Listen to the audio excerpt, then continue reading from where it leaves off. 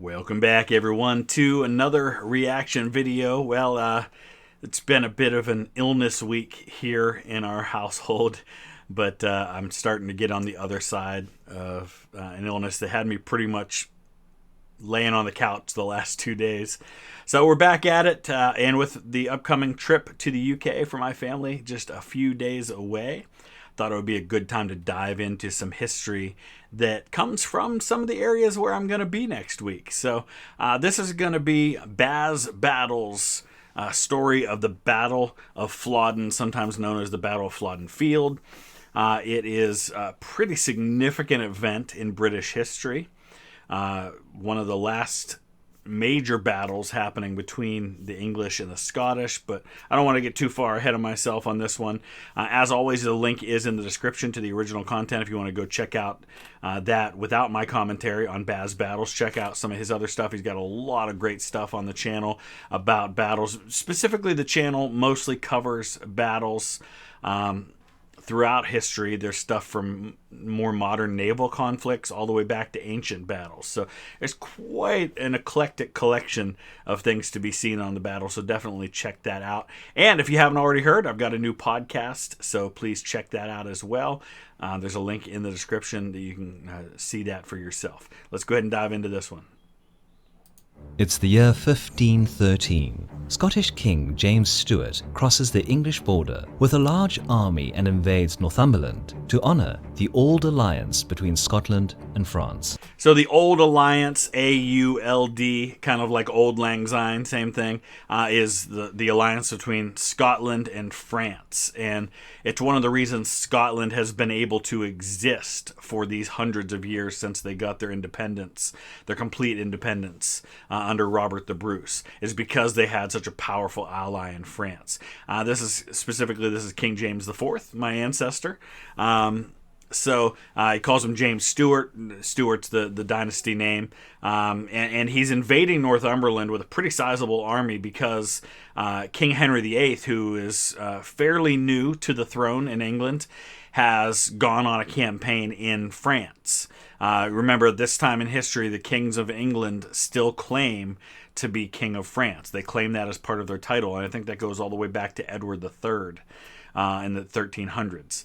So James is invading as a part of that. And of course, Henry VIII being on the mainland in France, that means Henry's not there to fight this battle himself. I think he's left his wife, Catherine of Aragon, as regent at this time. In the absence of the English King Henry, the Earl of Surrey is left in charge to gather troops able to push the invaders back to Scotland. On the 9th of September, both armies met near the village of Branxton.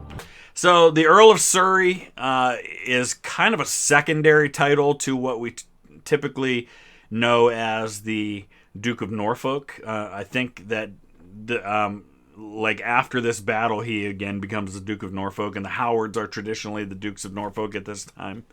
But the Earl of Surrey, now the two Howards that you see here are sons of the Earl of Surrey. This Howard here, E. Howard, I think it's Edmund, is the father of Henry VIII's fifth wife, Catherine Howard.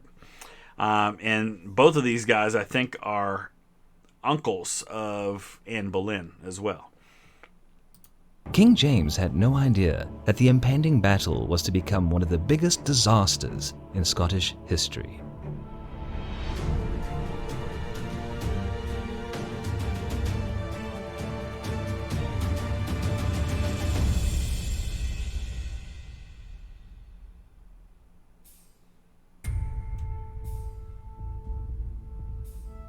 It's the beginning of the 16th century. The Scottish kingdom is ruled by James IV, who has proven to be a wise monarch and competent administrator over the years, popular among the people of Scotland.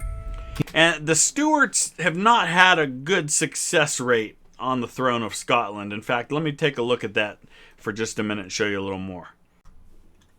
So real quick, let's just take a look at this because obviously James IV is who we're going to talk about here. But James III, his father, dies in battle in 1488 at the age of just 36, and he came to the throne as a child following the death of his father, James II, who was only 30 years old when he died, actually 29 years old when he died.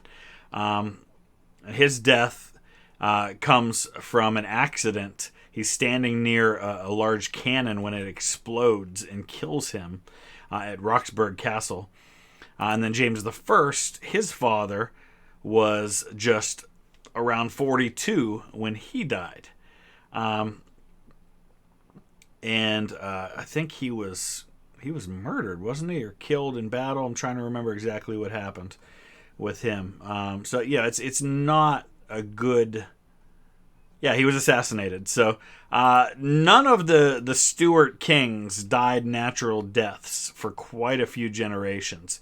It just was not a good time for them. James IV is actually married to Margaret Tudor, who is the sister of Henry VIII. His growing prestige and international ambitions raised Scotland's position in the Western European political arena. Despite the initial conflicts with England, he stabilized mutual relations by signing a treaty of perpetual peace with English King Henry VII and marrying his daughter, Margaret, a year later. James's international progress faced its first obstacles in 1509 when Henry VII died and the crown was passed to his ambitious young son, Henry VIII, who soon got involved in the ongoing continental conflict and joined the Holy League against France. James found himself in a... And Henry VIII constantly kind of bounced back and forth based on which alliance benefited him at any given time. At times he would side with the French, at times he would side with the Spanish. Of course, his wife was Spanish until, of course, he divorced her. So it just, shifting alliances were a pretty common thing. A difficult position, being an ally to both England and France. He tried to dissuade Henry from taking action against France, but to no avail. In the meantime, the old alliance between Scotland and France had been renewed, but that didn't change Henry's mind either. In June 1513, King Henry invaded the French coast with a large army, forcing James to decide which side to join. Worried Scottish nobility, together with the Queen, urged James not to attack England and rethink his options. But the king, probably influenced by his French allies and the Queen of France, had already made a decision. War preparations began in Scotland. James sent an envoy to Henry in a final attempt to avoid the war. But it's just so fascinating to me because these guys are brothers-in-law to each other. He's married to Henry's sister, and yet he goes to war with them. But that's just the way things happened back then. The English king refused to stop the French invasion, once again making it clear enough conflict was inevitable. Meanwhile, the French reinforcements arrived, aiding Scotland with arms, money, and experienced officers. The king's call to arms attracted crowds of men, eager to fight for their beloved monarch. Scottish forces assembled at Edinburgh in August and departed south. It was one of the biggest and best equipped armies leaving Scotland to invade English soil, counting more than 40,000 men. And that might sound small in modern numbers, but a 40,000 man army invading from Scotland is huge.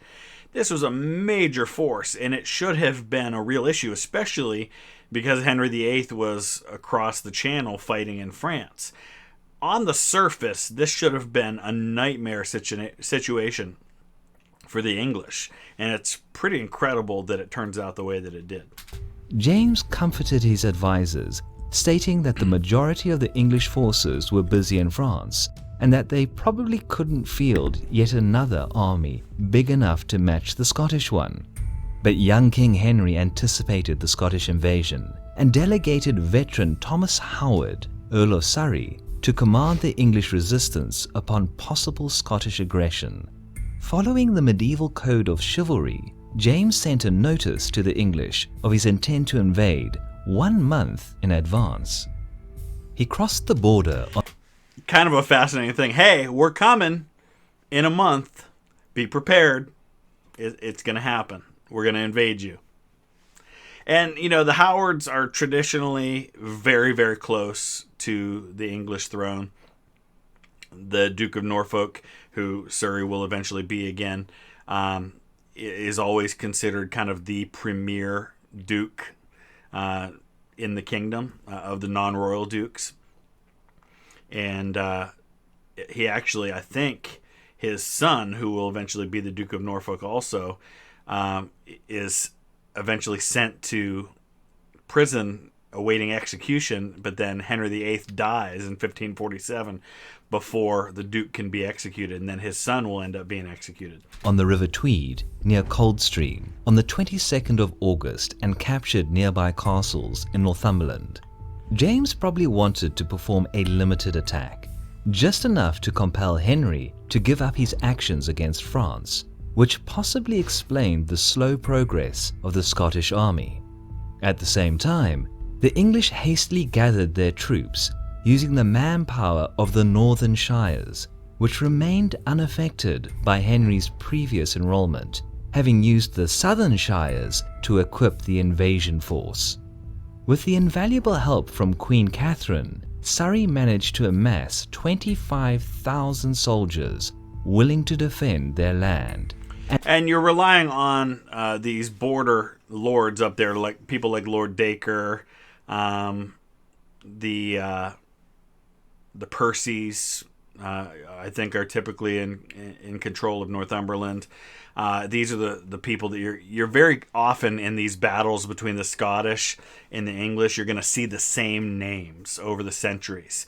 Obviously, not the same people, but you're going to see the same last names like Percy, because these are the lords, the Cliffords, who are in the north, who pass down their titles throughout the generations, but are still called upon every time there's a war with Scotland. And headed north, despite the provision shortage caused by the hurried army assembly. James had his own problems too, as many of the Scottish soldiers were happy with the amount of loot already collected and were simply deserting the king's forces, leaving him with around 34,000 men. Surrey reached the vicinity of Ford Castle, and upon seeing the good Scottish positions, he followed the advice of local outlaw John Heron, whose family owned the Ford Castle, and decided to march north along the River Till. On the 9th of September, they crossed the river at the Twizel Bridge and headed back south to engage the Scots, cutting off their direct line of retreat. James, of course, could easily see the surprise English movement and proceeded to the Branxton Hill to prevent the enemy from taking the ridge. The battle commenced with an exchange of cannon fire. Scottish artillery pieces, though far superior to the light cannons used by the English, weren't properly positioned on the Branxton Hill. This is something we don't think about a lot, that cannon were a big part of warfare even in the 14 and 1500s. The idea of firearms we tend to think of as being a more modern thing. But this is this kind of weird time in history where you're using cannons, but you're still also fighting with swords and sometimes archers with bows and arrows. It's kind of a mishmash of the old and the new. Provided ineffectual fire. In contrast, English pieces dealt significant damage to the Scottish line, which, combined with the arrow barrage rained by longbowmen, provoked James's left flank, led by Lord Home, to leave their favorable positions and rush forward. Don't leave the high ground. If anything should be known by now, it's don't leave your position on the high ground. But what happens is you come under artillery fire, you come under arrow fire, and you don't want to just stand there and take it. The natural human reaction to being under fire that you can't return is that you want to do something about it. In my podcast a while back, talking about the Accrington Pals, you would think that being in the trenches is where you'd want to be rather than out in the open being shot at. But some of the guys, in describing the attack, said that they actually preferred being up out of the trenches because then at least they were able to fire back and do something. It's just something weird about being in battle, that you just don't like being under attack where you can't do anything about it. And so even though looking at the map and using logic, we say, no, you stay on the high ground and let them come to you. They're not thinking like that. Disobeying James's order to remain in the line.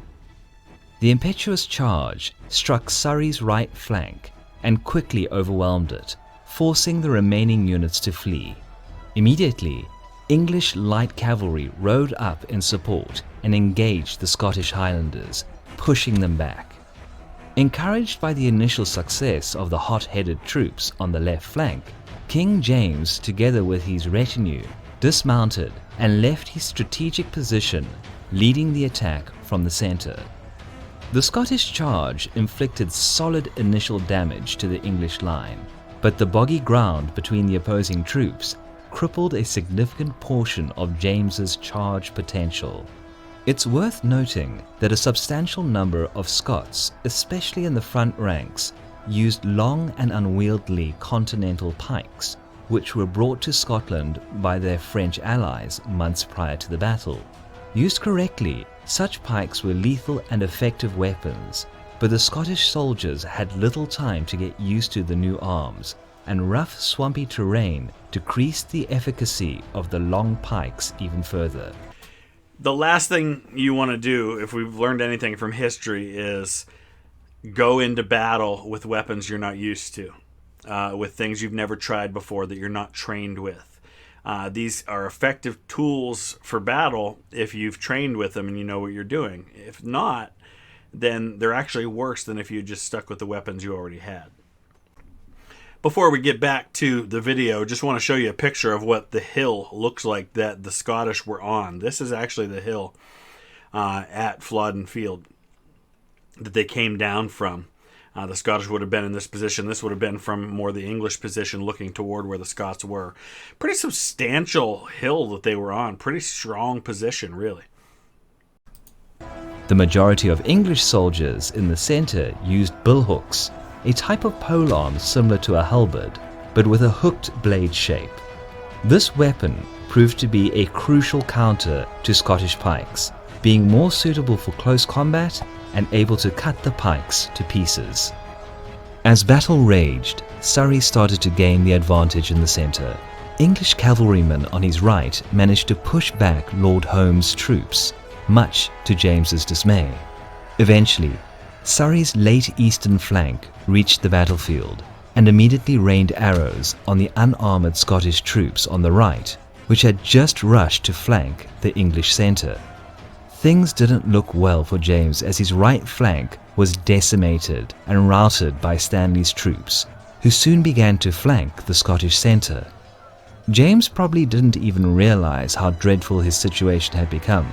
He fought the battle in medieval style, fighting arm in arm with his best men in the middle of the low-lying swamp, lacking the good view of the battlefield.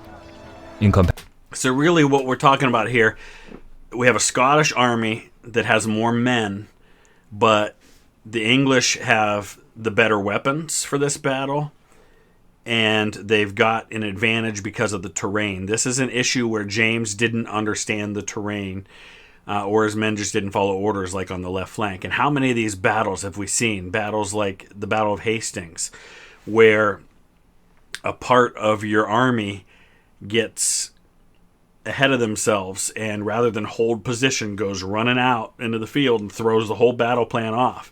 And you can't account for that when you're making your battle plans.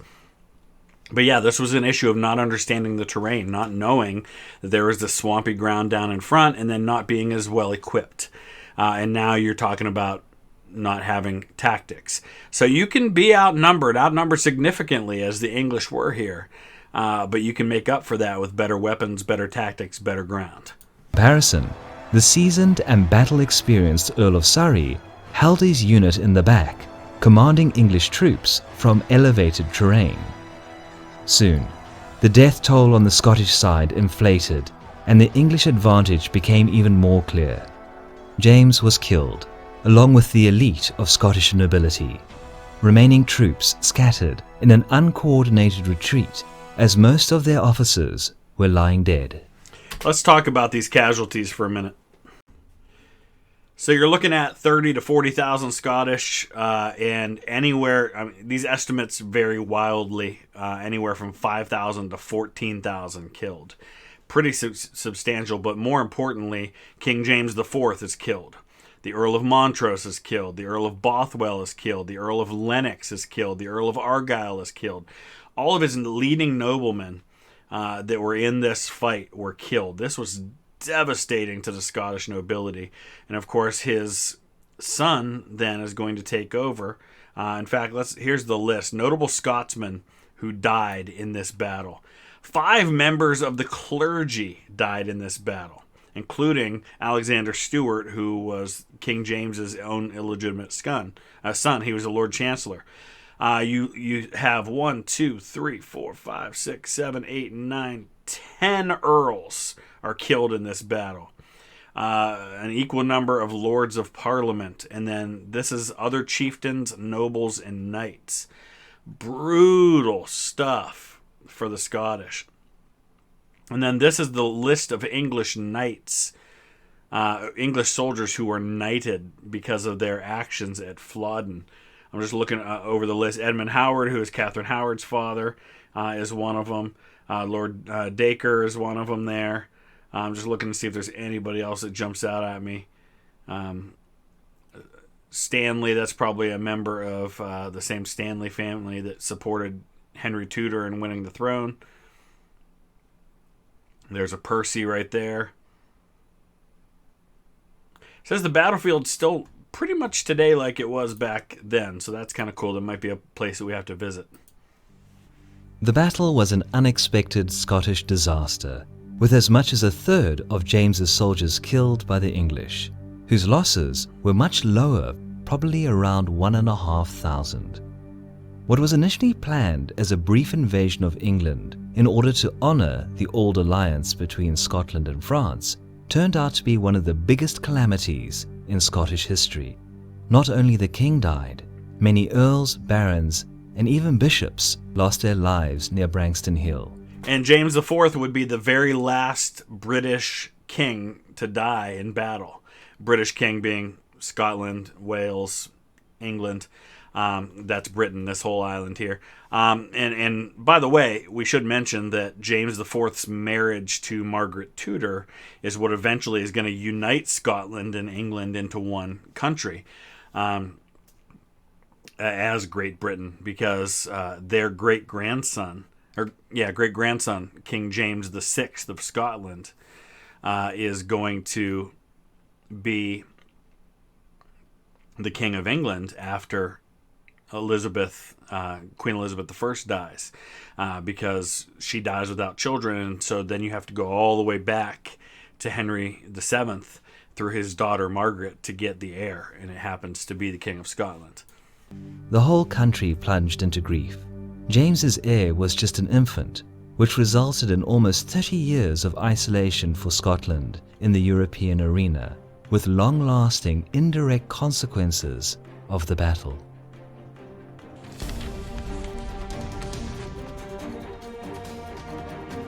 Yep.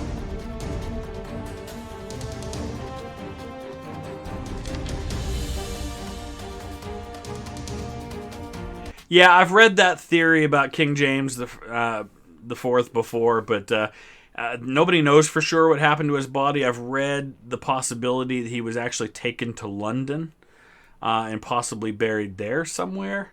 It's more likely that his body was just desecrated during the battle and afterwards and was not able to be identified, though you would think with his armor or something they probably could have identified him. But I don't buy that he survived and went into hiding in Palestine or something like that. So let me know your thoughts. Use the comment section below. Like I said, check out BazBattles. I'll put a link there in the description. You can check out their channel. A lot of great stuff there. Definitely worth your time. Thanks for watching.